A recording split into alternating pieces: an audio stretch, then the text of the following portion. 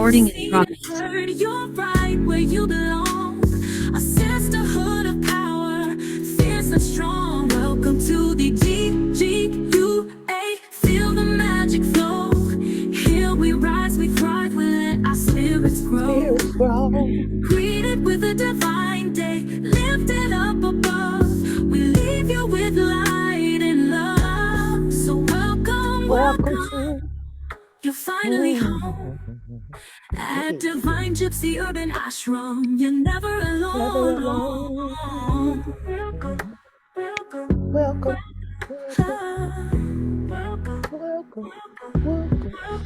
So welcome. You're finally home at Divine Gypsy Urban Ashram. You're never alone. Hey. You're never alone. Never alone.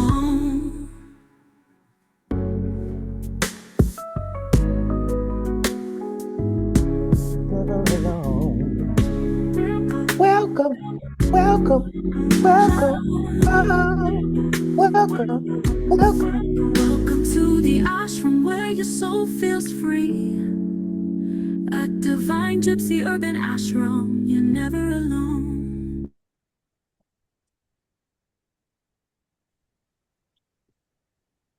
Everybody, welcome. I always play that too to give people time to come into the circle and to get your minds and hearts ready and grab that tea and do that last minute little thing. And so I'm just so delighted for y'all to be here. I was also getting some texts where a few people were like, I'm going to jump on in the middle, or please make sure you record it. So we know how it is in real time. We have to wake up into our spirits in real time with real life going on. A lot of us can't go off to an ashram and take 6 months off and find ourselves and then come back to the world all healed. We got to do this thing in real time. So thank you all for being here. We're going to jump right in because it's just some great stuff we're going to get into. So, as usual in the circle, we always start with setting an intention. This is shed the weight, the power of now over patience. Shed the weight. Get it? Not the weight you thought. Not it's the other weight. So with these intentions, I would like to present it this way. As you start out on this circle, what do you most want to receive, release, or understand about your relationship with patience? And you can't get this stuff wrong. It's intuitively led. If you can't sit somewhere where you're writing it down, just take a mental note. Whatever comes to mind is really what is on your heart right now to be worked through. And y'all know I do this in real time with y'all. It's always different when I do it with y'all. So I'm excited for this. Again, what do you want to receive, release, or understand about your relationship with patience?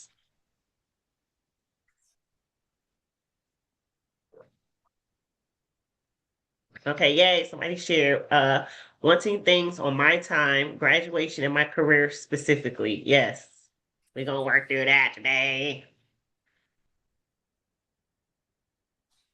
And if anybody else wants to share, you can put it in the chat. You can share it later if you want, but just wanted you to jot that down. Okay, Good morning, circle. Hi, Sarah. Oh, yeah. Can you hear me? We can hear you. Yes. I was just gonna share. I want to see patience somehow as a currency somehow. Ooh, okay. Well, that's a good one. I like that. I like that. Okay, now you may have wrote this in your intention or not, but for this other part, I want you to think of something in your life you're currently waiting for. It could be, healing, a relationship, a career shift, as somebody brought up, a breakthrough, a sign, whatever that is, write that down. What are you currently waiting for?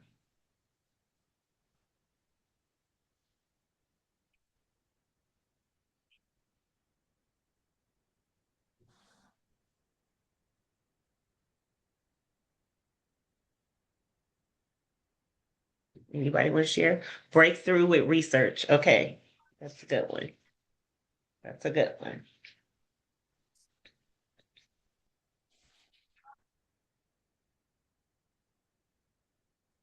Okay.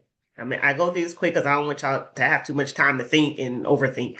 For overthinkers, y'all need to move quicker. So now we're gonna do really quick. We're gonna drop into our body, okay? And I want you to hold that thing that you wrote down into your awareness. And, don't try to change anything, don't try to modify it. Just really drop into your body. Think about that thing you're waiting for and where is it showing up in your body. And if it's hard for you to connect to your body, you can just close your eyes, you can take a breath, you can think about that thing to say, I'm waiting on this. And the first sensation that comes up, even if it's a thought, write that down. Because sometimes we'll think the feeling before we feel it. So just take a few minutes for that.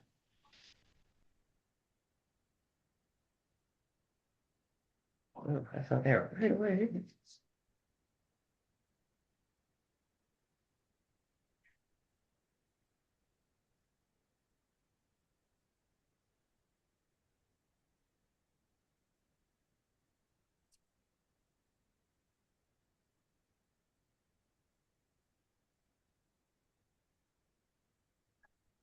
And just some words it could be heavy, constricted, hollow, tight, numb, if you don't feel nothing, numb, restless, frozen, try to use some of those words.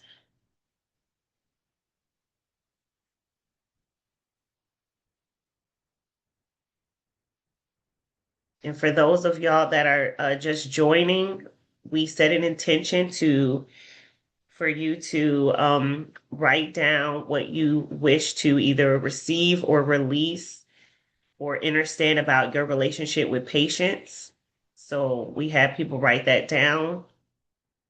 And then you had to write down something you're currently waiting for, promotion, job, whatever it could be, just first thing on top of the brain, something you're currently waiting for. And then what we were doing just now was dropping into our body and holding that thing in our awareness and seeing it where it shows up in our body and the sensation. So tight, restless, numb, you know, uh, anything like that. So while the other people who just came in that might be doing that, anybody want to share what came up for them if they were able to connect to their body with that, what they're waiting for?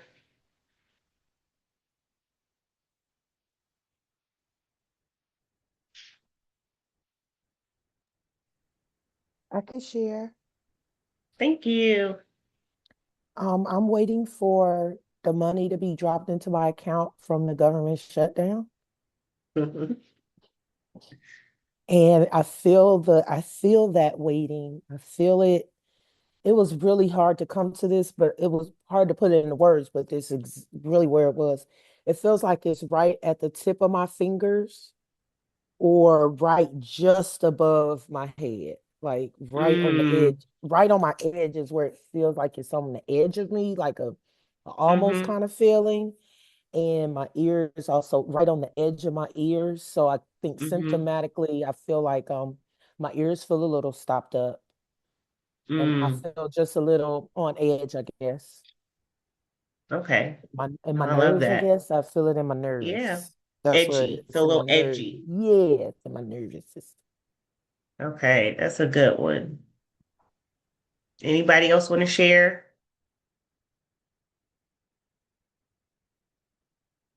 I'll share mine because y'all know I always do this real time with y'all. Mine was I'm waiting to release physical weight. I don't call it lose weight because I don't want to find it again. That's why I don't want to lose. Anything you lose, want to be found. So I don't lose weight. I release physical excess pounds, whatever that is. So I put that. That's something I feel like I'm waiting for.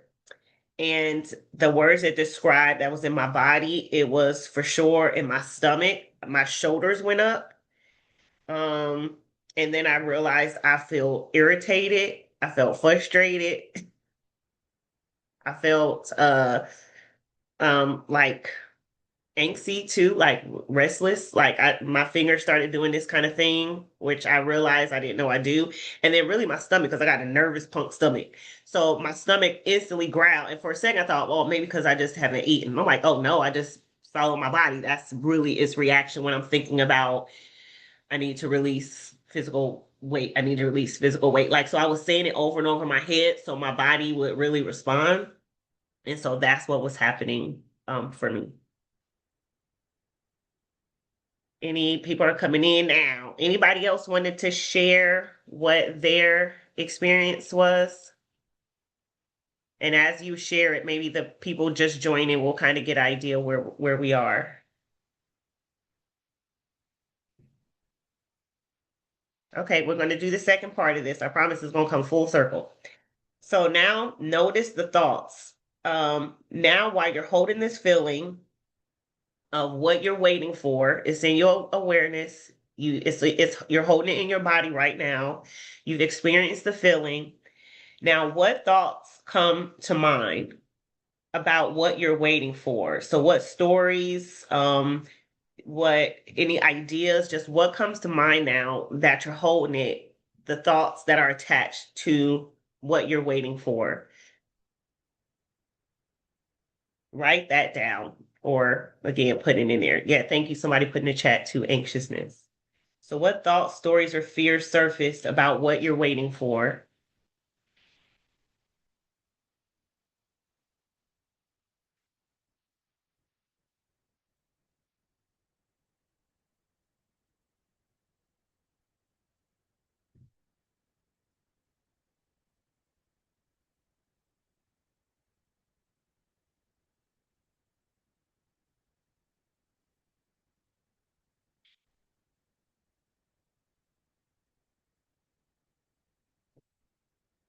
Okay, and that should be easy because our thoughts normally pop, pop, pop, pop, come out right out. So anybody, and just for those who are catching on, we are setting we set attentions on what we wanted to release or receive or understand about our relationship with patients. And then we wrote down something that we're currently waiting for. And again, it's intuitively led. So whatever comes up on your heart right now is something that's ready to be worked through. And we then dropped into our body and found when we thought about what we're waiting for, where it shows up in our body and the feelings attached to it. And now we're at writing down the thoughts that are associated with what we're waiting for. So I'll share my minds again, for people coming on that can help you guys catch up. Mine's was what I'm waiting for is to release physical weight. I don't lose weight. And the feeling I had was in my stomach, my shoulders arched up, my stomach was just like really anxious. I felt shaky, irritated, frustrated. Those were the feelings attached to it. And as I held on to their feelings, the thoughts and stories that kind of come up is here we go again. I hate starting over. It's gonna take forever. I'm just gonna gain it again. I've done it before. Like I got a lot of positive stuff in there too, but then it got it back in. So it was, I've done this before. This is not my first rodeo. But then it's like, oh my God, I'm so over starting over. I'm so over day one. It's gonna take forever to get there though. So that's my example. Anybody else want to share theirs?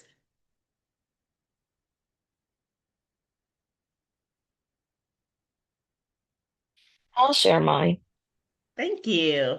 Yeah, I am waiting for the approval for my uh, new business location, and I think it kind of just stays in my mind and my brain so much that I'm more unsettled, more like I have more anticipation, and then Mm-hmm. also a little bit of anxiety, I guess. Mm-hmm. Love that. And what are some thoughts, Dana, that come up with you when you're sitting on like what you're waiting for, or stories, or just thoughts that come up with that? Um, Honestly, I just try not to have any thoughts. Okay. Like I literally try not to have any thoughts one way or the other. Mm-hmm. So you just try to keep it neutral. I try to stay busy. Stay, I have a lot of other things going on, so I stay busy with Hmm. that. So I do that Hmm. and then just try to wait. I'm not a very patient person at all. Hmm. Yeah. Like 0%, probably negative 10. Okay. This might be perfect for you then. You really ready to shed the weight then. I don't like to wait at all. Right. Like, I don't even wait on Amazon packages. That's why we have Prime. And if it take longer than the Prime time, honey, I just like cancel. I'll get it somewhere else. Hmm. Hmm. I love that. That was a good one. So I'll give it a few seconds if anybody else wants to share theirs. If somebody else put zero patience here. Good. Y'all actually off to the great start, but I won't give it away Uh-huh. yet. Go ahead, I E. would say the thoughts that came up with mine, Steph, is I feel like I'm waiting at someone I'm at someone else's mercy or disposal. I feel like I've Mm. given my power to something outside of me. And Mm-hmm. I Mm. don't like it. Mm-hmm. I don't like Yeah. it. Like Yeah. I'm waiting, like I can't get it done myself because I'm waiting on this thing. I'm waiting on you, and it Uh-huh. makes me feel a little bit powerless to be waiting. Yeah. Can go take it by the balls myself. Right, right. Oh yeah, that's a big one. The power given it's the control, right? Yeah. Anybody identify as like a person that's really patient? Like, I'm really patient.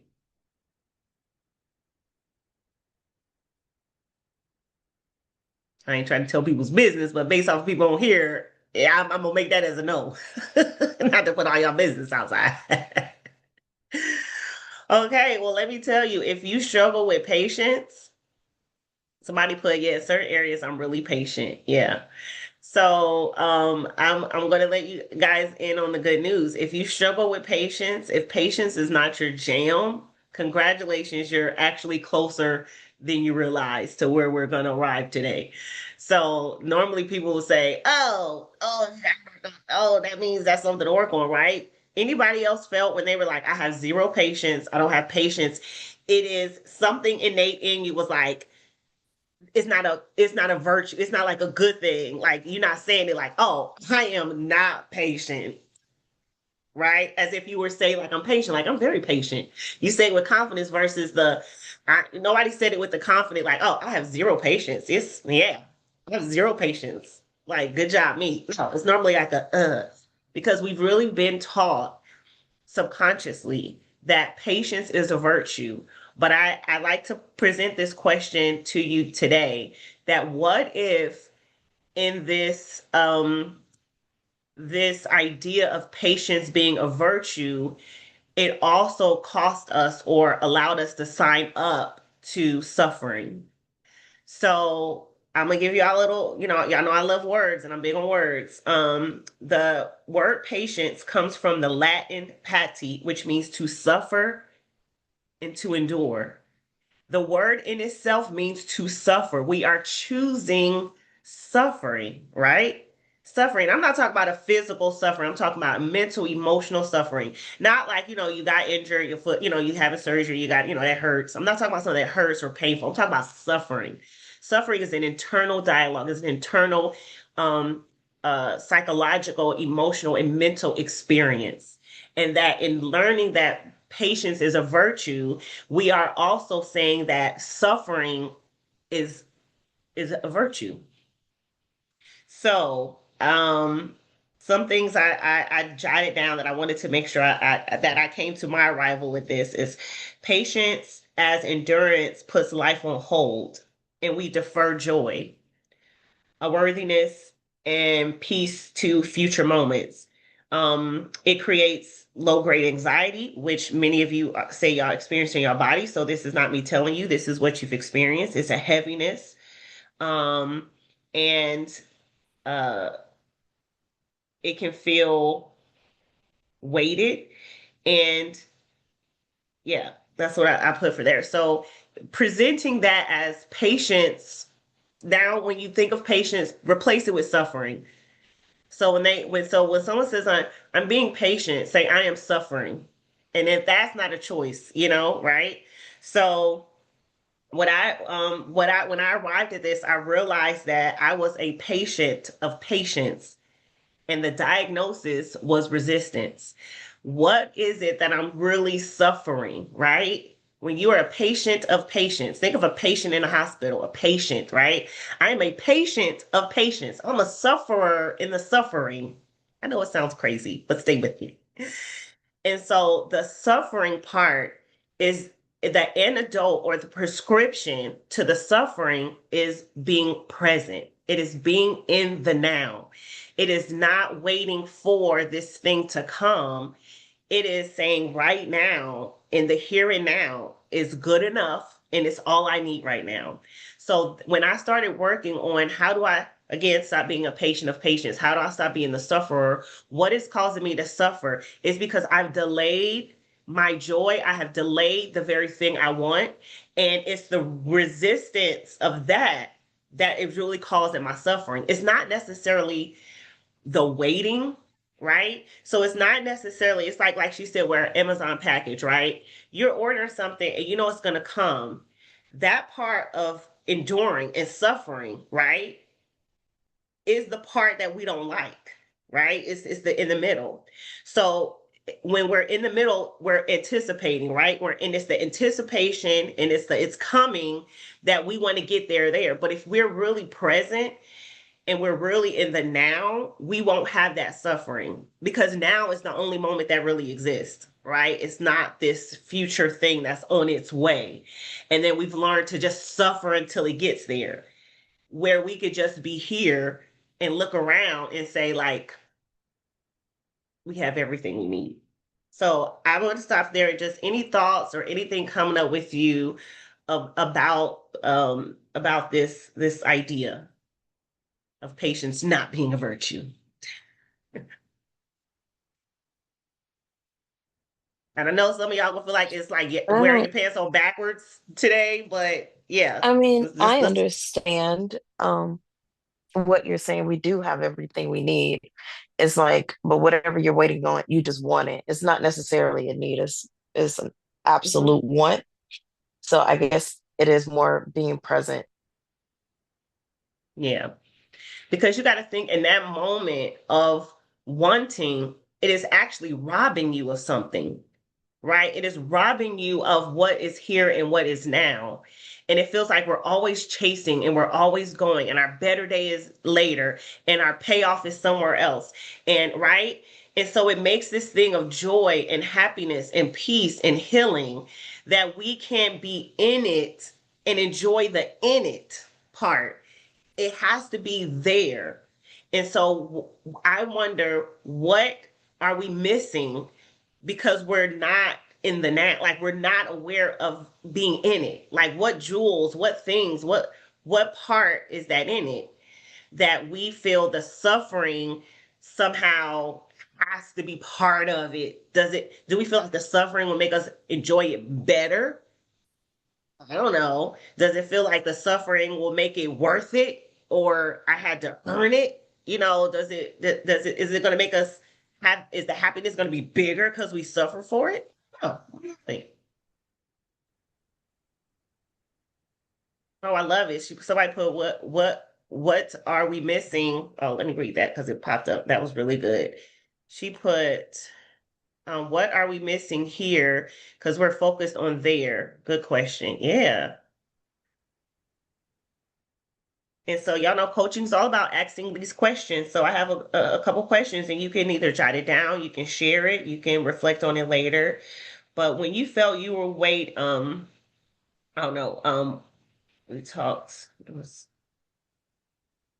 oh, what area of your life have you been treating like a waiting room? What have you been telling yourself you'll do, feel, or be when it's done, healed, or arrived? I'll say that question again. What area of your life have you been treating like a waiting room? What have you been telling yourself you'll do, feel, or be when it's done, healed, or arrived? And my answers come up now because I do this live with y'all. Connected back to my releasing physical weight. What I've been treating like a waiting room is my health, right? my health, I've been saying like, I'm getting there. Once I release the physical weight, I'll be healthier. And when I'm healthier, I'll be happier and I'll be able to do more and I'll be active in all of this stuff, right? So I'm literally saying my health is not here. Even though I might say in affirmations, I'm healthy, but I'm saying that, but the belief isn't there. So it's like as long as I'm treating like when I lose the physical weight, that's when I'll be healthy. I'm telling myself now I'm not healthy. So why am I surprised if I don't feel healthy, right? Because I'm literally saying this over there, and happiness and fulfillment starts over there. So what feel good am I cheating myself because I'm not in the present? So that's sort of my answer. Somebody put, I saw a Chinese proverb that said, if you're feeling anxious, you're living in the future. If you're feeling depressed, you're living in the past. And if you're at peace, you're living in the now. Absolutely. Y'all, this is not a brand new concept. You've had Alan Watts and Eckhart Tolle and Stoicism and Eastern philosophy that said that talks about the power of now. And I think I used to read that and hear it, but I just couldn't really connect with it, and fully. Like, I get it, but I don't get it.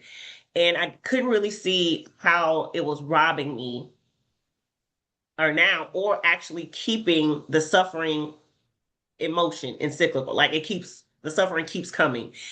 And so this thing, I mean, of saying patience is not a virtue, that is choosing suffering. I mean, raise your hand if you want to choose suffering. Hard pass. It's hard pass. Somebody put making yourself a priority. That is what you've been treating in the waiting room. Yeah, I love that. So now we're gonna flip this thing on its head, right? And come full circle with it. So if we start treating the thing over there that we're waiting for, how could we reframe it to see how we have it right now? And not necessarily like, a thing, but like, waiting, like you say, waiting on money, waiting on what does that money represent? Having my needs filled or being able to pay for something. How could we reframe that to bring it back to say, actually, I have it here now? And so I'll do my example because it's coming up fresh for me and I want somebody else to talk through this because sometimes you got to talk it out and then it comes through. So what I just said was my health is over there. My wellness, being more active and doing stuff is over there. When I look at the now, I am super healthy. I was healthy enough to survive 3 miscarriages, a knee surgery, and a car flipping upside down. A healthy person you have to be somewhat healthy to survive that, right? Like someone completely shitty. So I'm like, I am healthy already. I am I am healthy now. I was missing the health that I've already been able to accomplish, I guess, right? Because it kept being with losing or releasing the physical weight. That's when I'm my healthiest. But I was my healthiest when I was surviving those things, right? I'm my healthiest because I'm just getting up and doing stuff day to day. And then I said, I'll be more active. I'm extremely active. I walk every day. I move every day. I go somewhere every day. I'm about to go there. I just went somewhere yesterday. I was playing yesterday. It's like super active. What am I talking about? I'm not active. Like, I'm gonna be more active with can't be more like active enough. So it's like that's revelations come to me right now. Like, I actually am the healthy, like I am. I don't know if that's just like duh, but I'm just looking at moments where I've passed that because I was so like, when I get to that goal weight, then I'll be healthy. I won't have any problems. First of all, make it very unrealistic. Very unrealistic. Very realistic. It's gonna be so I'm realizing too that I have some unrealistic ideologies, but when something is over there, it always looks better, right? Grass is greener. We put it on this like, pedestal in this utopia thing. And I don't know, we might be setting ourselves up to either it be a meh moment or we just keep pushing the carrot further and further, right? Well, now I've got this, and now we have a new thing we're chasing. It's exhausting. I don't know if anybody else is, but it's exhausting. Okay, anybody else? Like based off of that example, what y'all Oh got? my God. Go So ahead, I'll please. share mine. It'll be real time because I don't know the answer, but Please. it did make me think of what's that quote in Color Purple where she said, "Girl, you better bash Mrs. Head in now and think of heaven later." Yes. It's you know what I mean? Like you choosing to Right. suffer, you better bash Mister's head in now, think of heaven later. So I don't know. I felt like that No, that's related. it. That's it. So my I had once I'm independently wealthy, I will be at peace. Mm. But let's just look at a day in the life of Coco on furlough. Okay. She's doing jigsaw puzzles. She's partaking of her favorite pastime that brings relaxation. She's binge watching. I'm chilling. I'm chilling. And when the government do figure it out, guess what? I'm gonna get all my money back while I've been chilling. I am if Mm. chilling ain't the definition of peace, and peace ain't the definition of chilling. That's And for you. for me. Right. I love that. Yeah, sounds like peace to me too, sis. That's good, ma'am. Hey, somebody should try that. That was so cool because I swear I didn't have nothing written down, but then I just did it. I'm like, Let's talk it out in real time, man. Let's talk it out in real time. So, man, get for out of all here. that's just joining us, that thing that you're waiting for, you've identified it in your body. You get the thoughts associated with it. We've identified that patience is suffering, right? And we've been taught to suffer. That suffering is inevitable. It has to come with the territory, right, of this thing called life. And being in the now, seeing that actually I kind of have it. So I don't know if you want to share or anybody else want to share with that process.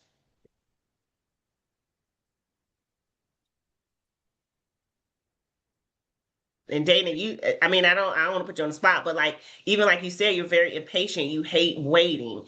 It's waiting for this thing. And you said too, like the thoughts is like you kind of keep yourself busy. You don't really, think too deep into it.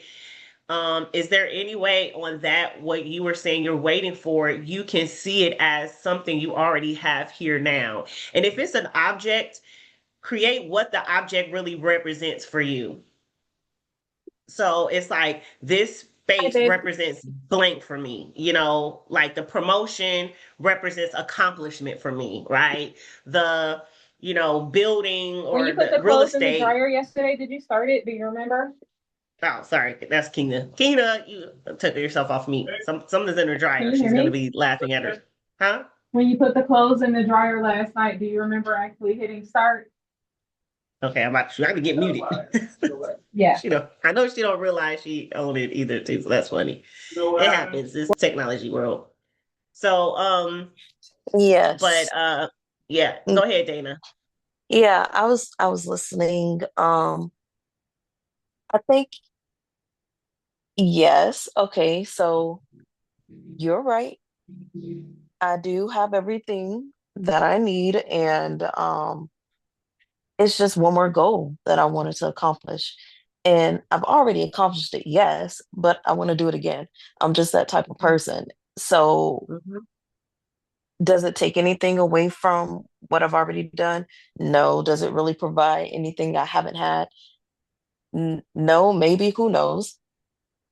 I'm Mhm. just like kind of in limbo, I guess, Mhm. mentally, but I try not to miss out on anything else. So I just kind of just keep going, like keep going, Mhm. keep doing it eventually, whatever, whatever. Yeah. No, that's what I said. I think you already have the advantage of being a person that's impatient and not waiting and making stuff like that's what I said before. People would think, "Oh, I got to work on that," but you really have the advantage that you probably have the ability to be in the now a little easier or with ease than maybe somebody who really struggles with that suffering part, of the waiting. But And sometimes but even looking at she it's like did. chasing that high. Go ahead, sorry. Yeah, I'm sorry. I thought of one No, thing go ahead. because she did hit a point saying that she got to spend more time like taking a break and relaxing and doing that. That's something I haven't had in a very long time, and I have it now. Mm, Like I was able to watch TV, I was able to relax, like my mind is relaxed. Sometimes the kids come in, they're like, "What are you doing? You're doing nothing? What? You never do nothing." Girl, I don't even know what that means. But yes, now I have it. So when she brought it up, I'm like, oh yeah, you're right. I do relax a lot more now. Like spend time with my friends. Mm, I never got to do that. So usually I'm unavailable. So to be available mm, is different for me. mm. I love that. No, thank you for sharing that. It's that part. It's that part. And I think it's in that middle, like I said, when we know we have goals and we want to do stuff, that's not what we're saying here. We're talking about, we're also looking at the experience of patience, the suffering until we get there, right? And it's this delayed response of happiness or peace. So when we are anxiously, saying like, oh, I'm just waiting for it to come, it's just bringing our awareness back to now, saying, where in my life do I already have that? And sometimes it's that high that we want to chase, right? Y'all know I am a very ambitious person. That's just who I am. I'm always going to have stuff I'm going to be going after. I'm more future oriented and things. But it's the now I realized I was really robbing myself of this thing that was there that was already here. And what I realized, it is that excitement. It is that like, when you cross the race, and it's like, whew, it's that like sense of, like I said, accomplishment. It's that high. I realized that I chased, and knowing, okay, there was something that I didn't have that I didn't know how I would get, and now I got it. It's really a confident thing. You know what I mean? It's really a thing for me. So it's more of that. I love that feeling of something feeling impossible and me doing it, right? And saying, got you. So when it comes to the weight release and something we've tried over and over and over and over, and that was my example of the release in the physical weight, was something I was waiting on and thinking I'll be healthier then, I'll feel better then, everything be better. And I bring that back to awareness now in real time. Is we love this, Stephanie, actually. This is a giant we've been waiting to defeat, right? And there's no wait. I can enjoy the fight right now. It's like, not to get graphic, but it's when you making love, it's like ain't nobody just trying to get to the organ. Let's get there. It's the work up to it. It's the work up to it. It's the work up to it, right? And so that doesn't have to be a suffering. The body roll. That doesn't have to be a suffering thing. It could be an enjoyable thing, and that's what I was robbing myself of, the joy in the process, the journey, how am I going to figure this out, like the good stress, the fun curiosity of it, right? Not the confusion of it.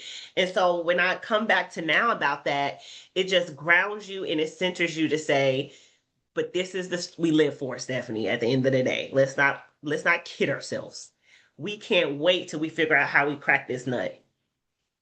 That's what I'm chasing. That's the suffering for me, is the high. The high of getting her done. So I don't know if that So resonates with anybody else, or you're not chasing the nut, you chasing cracking the nut. yeah, that's Mm, it. that's I'm waiting to find the answer. Want the answer. So anybody I else that want so to just wanted to talk theirs say out in real something, life? but Go ahead, Tavisha. I just so wanted to say something, but I do recognize we all adults and it's maybe inappropriate, but the nut situation, I just want to bust the nut. And again, and when I I knew you say was gonna that, say it. when I say that, I'm saying I got many irons in the fire, many of them things. But as you were saying that, Stephanie, it so made so much sense, because the reason why I go after so many at once is because I want this big release. I want this big bang.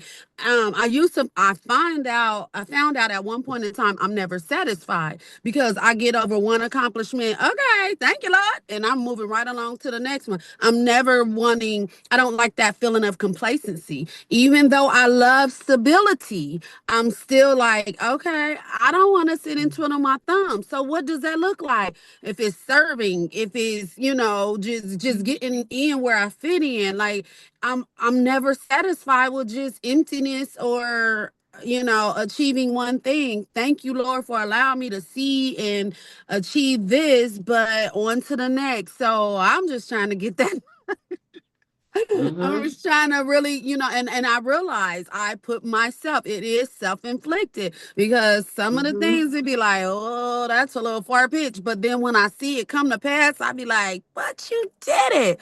Even through the pain and suffering. So it is that high, it is that whether if it's adrenaline rush, whatever it is, I don't know, but I will never be satisfied with just having just enough.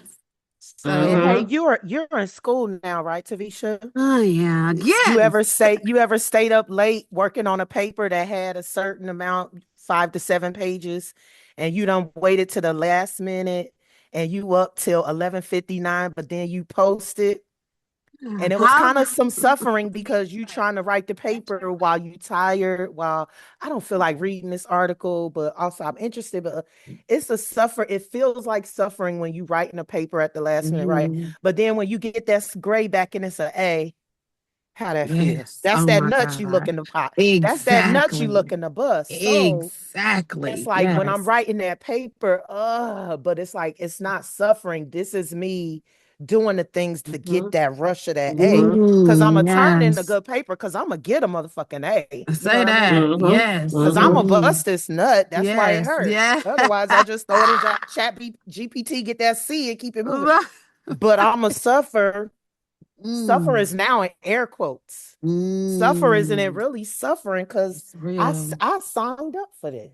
Yes. I really Yes. do enjoy this heavy late night pursuit of knowledge. And then that Mm. nut when I get that A and it's like, yep, you as smart as you knew you were. And I Mm-hmm. just validated you. You smart. You was smart. You was kind. You was enough. Right, Love right, it. right. Yes, That's a indeed. I'm word right with you. there, Hey, we Coco. nut sisters. Wait, that didn't come out right. I'm Love doing Yeah, it it. no, now. that's a word right there. That's a Okay. word right there. I love it. And it's that feeling that recognizing when you, like you said with the paper, and you like, oh my God, hold this, right? Part of you is can either be suffering or is it gonna be this is what I am. Like you said, we making love, you breathing heavy, you're sweating, you're fucking, but you're having a good time. And so I think it's reminding us that the process in the journey, though we sweat in and we this and this, we're having a good time. And it's the moment your mind disconnects from the suffering and connects to I'm here for it is where all your numbers, everything balances itself out. You ain't got high blood pressure. You ain't got the, nervous tummy. You ain't got the heart palpitations. It's because you've connected and identified that suffering is the price you pay for the success. Because we're taught patience is a virtue. And if we subscribe to that, then we're also signing up for suffering. And this is just getting off of the suffering wheel. I don't want to be patience is not for me. I don't want suffering. Could I build a life? Will it be a process? Will it be some things? But that's why we said choose a thing that you're waiting for, that you could take the suffering out of it, be really present and say, this is my process. This is how I do it. Right? You can ask a runner who's out of breath. They don't look like they suffering, right? But somebody who hate running, oh, she's suffering. We can tell. Look at her eyes. Both looking the same. One suffering, one on the runner's high. Looks exactly the same, right? So it's you making that consciousness and putting awareness. This is what, like Coco said, I signed up for. And I love that you brought that up, Tavisha, about in being insatiable. One of the things that we'll talk to plug the GLP-1 is satiety. Satiety is such this thing, right? And I've wrestled with it myself of just satiety. And really it's this over consumption of something, right? Satiety is the root word for insatiable. It's so because you look like satiety. Come on, come on, work. Y'all know how it works.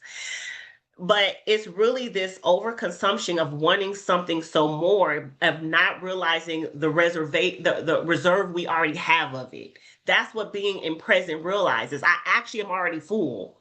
I'm actually already there. So this satiety that just we feel like we got to keep feeding, you have to remind it it's already been fed. And so just to plug that, the GLP-1, we talked about it in the last session. I'm creating a course. It's called GLP-1 gentle life planning for one life. And we talk about these things that we overconsume or our consumption levels to really tap into that in our satiety and different things, whether it's food, whether it's pleasure, wherever we're indulged. And we're going to be able to release our own GLP-1 because it's a hormone our body already releases. We're going to find out how to do what the pill does for ourselves and really gently planning the life for not who we're going to become, but who we are right now. And I realize that a lot of times when I'm planning and I'm literally making a plan for my life, I'm planning it for the Stephanie that's already there. I'm not planning it for the Stephanie that's right here. And guess what? She needs breaks. Guess what? She in perimenopause. Guess what? She need to go play. Guess what? She likes the cracking the nut, as we said, right? Making a real plan for the real creator in you, how the real you shows up, not this you that we've said is over there. Most people make the plan for that person. They don't make it for the person you are today. So that's what the GLP-1 course is going to be. It's going to be 6 weeks of absolute transformation. Whether you taking the GLP, thinking about it, or coming off of it, or not taking it, don't matter. It's going to be transformative, as if people are going to look at you like, "Ooh." And it's not just physical, of course. It's emotional weight, it's mental weight, it's the weight of the world on us, it's the accomplishment weight, it's the my happiness is over there weight. It's all of that weight we gonna shed, and the WAIT weight, thus the course shed the weight. So it's gonna be a lot of weights getting shedded in this 6 week course, and I'll definitely make sure I share with y'all more as it's developing because I'm gonna have incredible people with me on this 6 weeks. Talking about our nervous system, talking about wellness, like it's just gonna be dynamic. So I'll definitely keep you guys posted about that. Okay, so in closing, anybody else want to share? We can work through this stuff live, y'all. You can talk it out, that thing you've been waiting on. You can approach it when you get off of here and say, that feel different. I am no longer a patient of patience. I'm not a patient of patience. Diagnosis, resistance. I'm not resisting. I'm just in it. The now is filled with some of the stuff that I already have, actually. So anybody else before we close want to work theirs out in real time?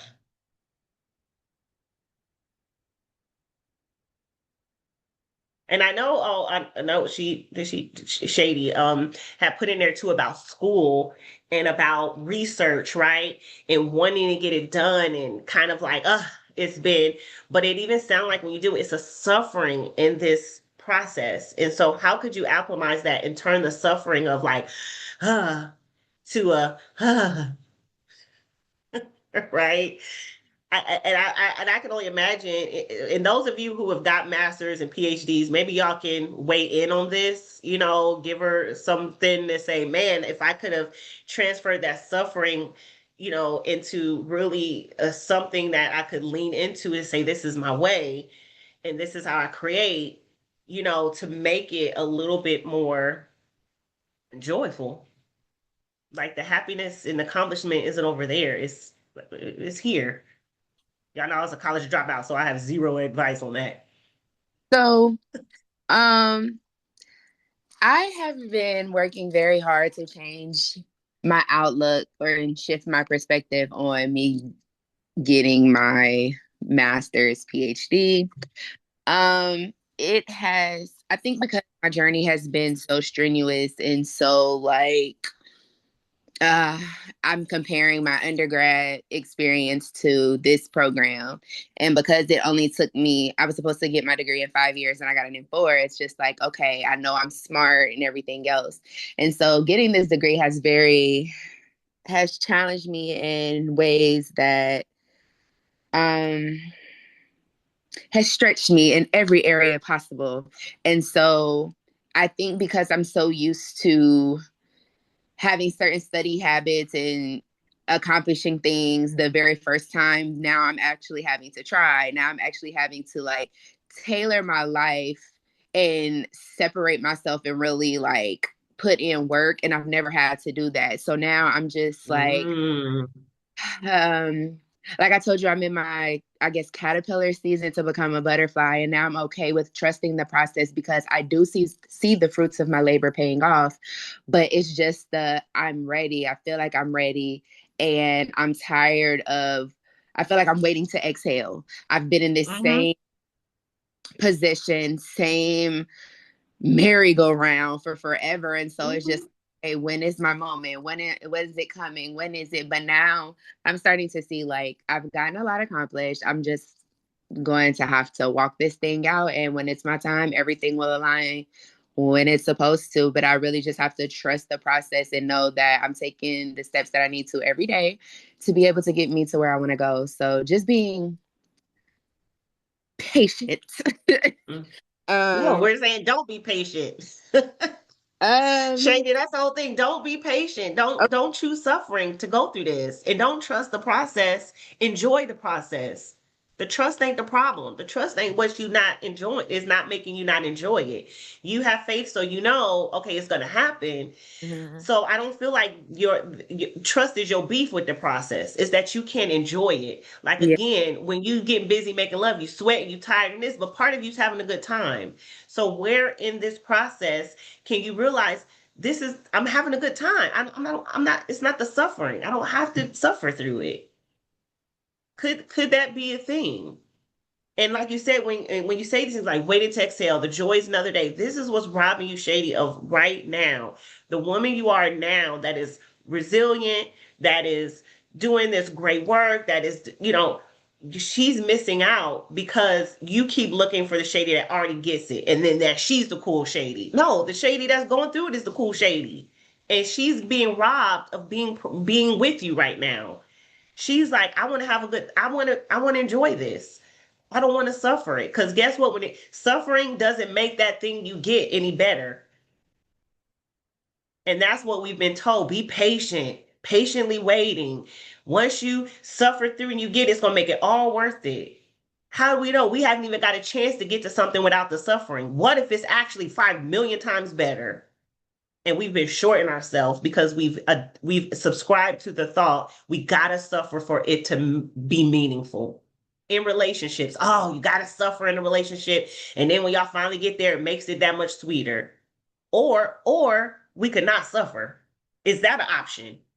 And apparently it is, because we could just say we're not going to be patient. We're not going to be patient. Do we know something is coming? Yeah. Are we working towards something to get here? Yeah. But we don't have to be patient doing it. Because remember, patient means suffering. We don't have to suffer. And that could be the overarching accomplishment, an accomplishment within an accomplishment, right? What if I could get there without suffering? And like I said with the runner, person running, looking like they on the struggle, right? Tired, breathing. You even see the people get into the thing, they body be breaking down and stuff. And they get out there and they had them like they on that runner's high. But then you get somebody who hate running, and I'm just like, I hate my life. Why am I here? What is this all for? Right? Suffering is thoughts, it's stories we keep telling ourselves about the process.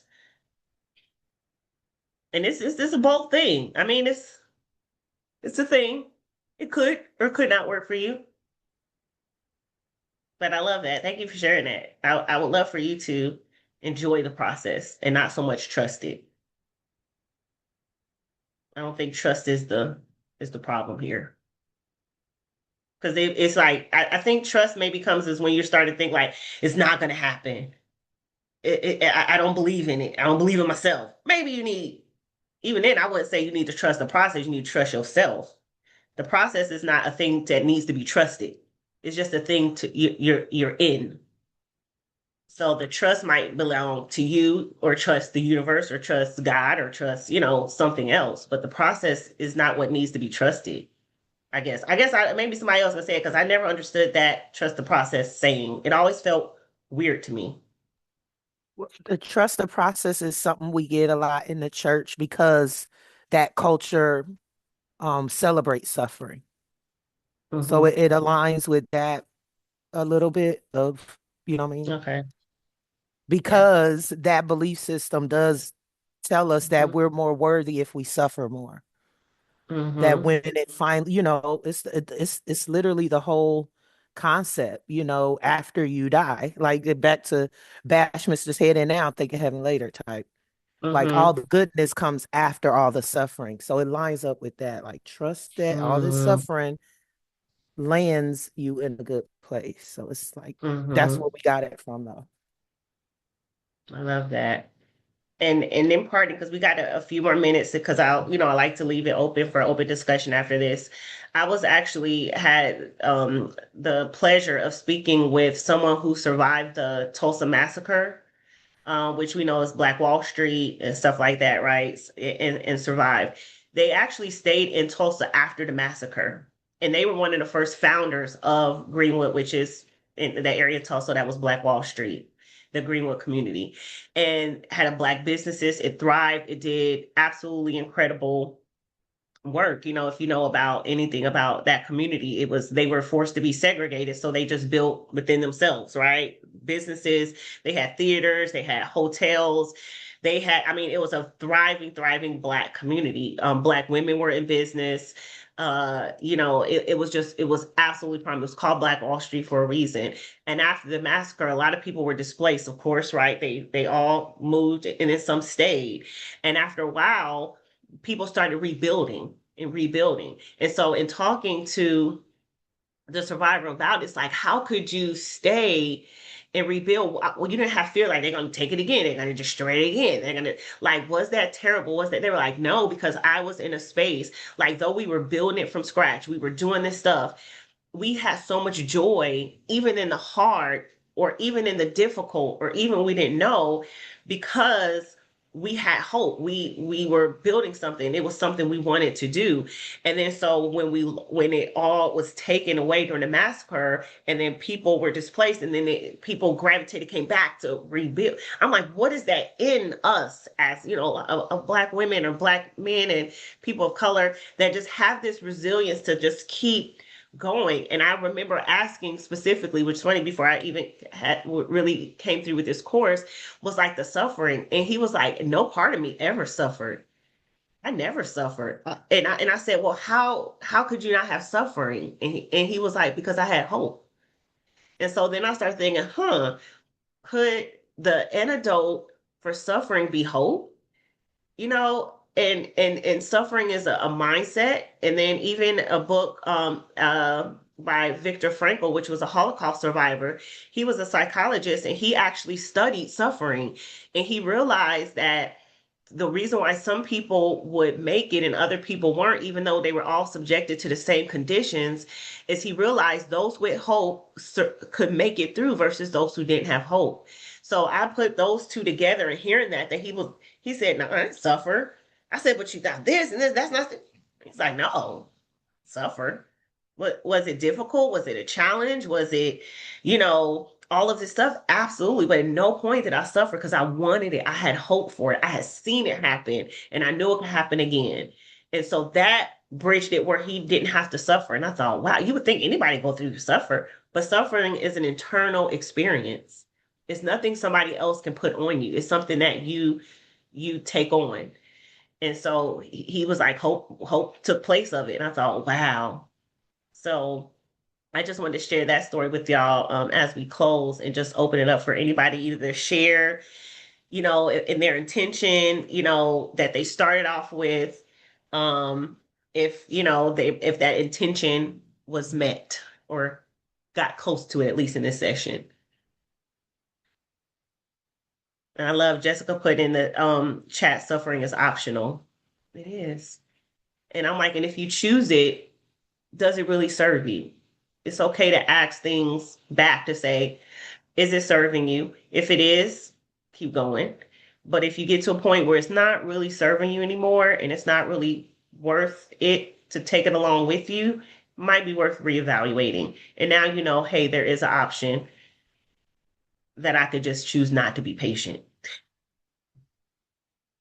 Yes, Jonathan. Yes, yes. Okay, I hope you really have your hand raised and then hit the button by accident. Yes. Yes, I really got my hand raised. Yay! Thank you, please. Thank you. So I had kind of came in on the tail end when Tavisha was speaking, and then of course Coco was speaking, but just kind of giving some insight into some input on just the different Mhm. perspectives. When Tavisha was Please. speaking, she was just mentioning about like this constant space of striving. And, I think my charge to her, or Tavisha, to you would be is, where did that come from? Many a times, foundationally. So many of times, us as especially women of color have been like, we keep going, we keep going, we keep going. But at what point do we start celebrating even just the small wins? Like, who told us that we can't just sit in and just kind of? I think I heard one of the young ladies just saying like, "Hey, like I'm able to take a break now. Like, mommy's actually watching TV and not doing anything." But I think culturally, and Stephanie, I know that you and I have had these conversations about Mhm. debunking belief systems, debunking Mhm. core values and things and ways in which we were raised to become really a new person and being able to coexist in this space and now in our lives where life has Mhm. changed dramatically.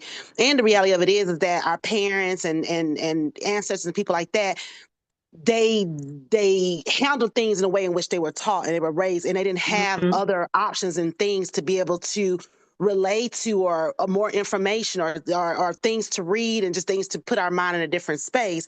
Mhm. So kind of coming back, so Tavisha, for you, my thing is, at what point, where did it come from that you have to continue to strive in order to just feel like you're where you need to be? Or when do you just sit down in a moment and just say, you know what, I am Mhm. so proud of myself for just where I am, as we talk about that moment of gratitude and expressing gratitude and just the things that we've accomplished. Not saying there isn't anything wrong with just continue to strive and set goals, but at what Mhm. point is it goals because this is what we want, or goals because this is what society or life have said, or what we've Mhm. even told ourselves? Because sometimes we can be our own worst enemy, or what we say, our critic, Mhm. with that part of it. So that's that.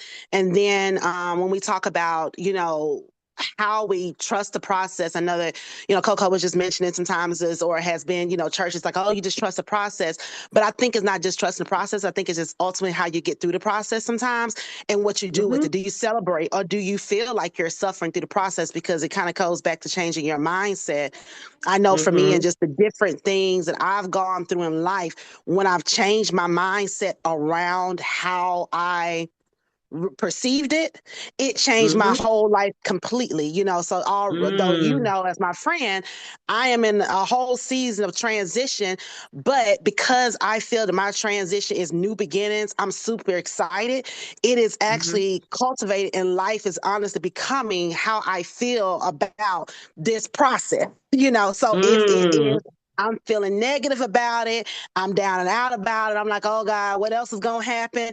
Then it's gonna Mhm. feel like a dread. It's that energy that's gonna Yeah. come from this process. Mhm. But right now, I'm like, shit, I'll sell this house if I got to and start over in a condo. Like, whatever it is, like my whole perspective and feelings in this process or this journey is completely different, and goes back to what you said. It's sometimes like Mhm. not how you wait, but how you wait, the WAIT, and what you do Yeah. with that in that season. So if it's a turn up, if it's like, shit, I'm about to have a good time, like, hey, whatever it is, even in that moment, being able to celebrate it and see it not as a Mhm. moment of time of suffering or whatever, it's how you go through it. So it's the analogy of the glass, seeing the glass, what, half empty or half full. And so Mhm. at this Mhm. moment, it's like, you know what, I'm gonna choose this half full glass and move forward with it. And again, it's just how you see it. And it's like, saying to each his own, but it's just how Mhm. we go through life. And so I am one that constantly say, oh, I'm just going to trust the process. But my trust in the process is honestly me saying, okay, I'm going to trust God in this. I don't know what it's going to turn out to be, but I'm going to trust God in it. So not necessarily focus so much on the process, because we know that a lot of Mhm. times we're focused on the process, we're focused on the outcome. Sometimes we just have to Mhm. kind of like put one foot in front of the other Mm. and walk Mhm. and walk one foot in front of the other, and not be so focused on the outcome. So even from my own space of just saying like, okay, Mhm. God, when you gonna bless my husband? At this point, I'm dating with a purpose of like, I'm gonna enjoy this shit. However it comes, I'm enjoying every single moment of it. Hey, if it ends Mhm. and the end game is marriage, great. But I'm not so focused on the outcomes where I don't enjoy the moment. And that kind of goes back to when we talk about being present and being able to just kind of Mhm. be. And sometimes just being able to sit in it and just be. So even when we talk about suffering, we're talking about all these different Mhm. things. Again, it's just how you get through it and how you see it, and being able to see the light. Now, I'm not even gonna say at the end of the tunnel, seeing the light in whatever Mhm. situation. So I know even when I'm in some things, it's like, okay, God, but I'm also know that for everything I look back on hindsight, I Mm-hmm. needed to go through. Even if it was some shit that just didn't feel good, I knew I needed to go through it because it has created a better me. It has allowed me to set boundaries and just different things in life. Mm-hmm. So anyhow, that's my commercial Mm-hmm. break. But there we go. Oh my God, you said so much in there. Thank you so much. I love where you talked about reflecting how you arrived at what you really want and desire. Very critical, right? We can always change our mind. We can pause and say, is this still a desire of mine? Is this still right? And then what does that one thing really represent in my mind? Like, what does the accomplishment boil down to when it comes to a feeling, right? Because that's what we all want, the feeling. Nobody want a car just to hold a car. We like the feeling attached with having a new car, right? We want the promotion, not for the promotion. It's how we feel getting the promotion. So it's the feeling that we really after, and it's connecting and reflecting is, well, what do I still want? Is it worth it? Do I still want this thing, right? Or this thing, could I imagine it to be coming to me in a different way? Instead of, and the other point you made that was really, really powerful was, talking about the outcome and the attachment to outcome. And we had said earlier here that, this philosophy of not being patient and not suffering is not a new one, and being present, that like Stoicism and Eastern and Buddhism and Alan Watts and Eckhart Tolle and some of these other thought philosophers and thought leaders have presented this as well. And when you talked about attaching to outcome, that is a lot of times that can be our pull to the suffering, is because we're so attached to the outcome. And attachment, anything we get so attached to, is not always gonna go the way we want, and then we feel like we lose control, and the control is the part that's the suffering, right? The loss of control. Coco said it earlier too, of feeling like your power's in somebody else's hands, your fate is in somebody else's hands, and you want to take control of that. And if somebody else has that, that's suffering, right? Because now it's a control thing. So I thought that was a brilliant, brilliant part. Thank you for imparting that wisdom, for sure. And like you said, it's the trust in the process, realizing it's really meaning trusting God, or trusting the great design. And the quote that comes to mind that I always like love is like, faith and fear are both asking us to believe in something that we can't see, but which one are we going to choose? So they kind of are made up of the same thing. Um, and I think I love how you said that. Thank you so much. Anybody else want to just impart anything before we close this sacred space? Thank y'all for who's putting stuff in the chat. I love Jessica putting there, suffering is optional. That I need to get a shirt to say that. It's like you gotta remind yourself every day. Suffering is optional, suffering is optional, suffering is optional.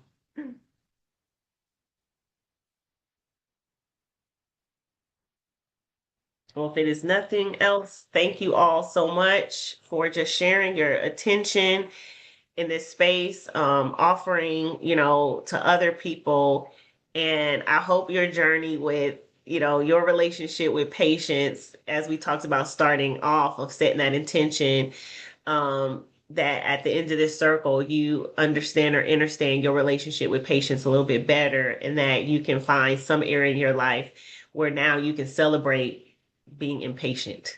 So that's about to be my new thing. It's like, I'm not patient, like exciting, as if somebody who's, I'm very patient, like I'm very impatient. Don't worry about that. Like, wait, what?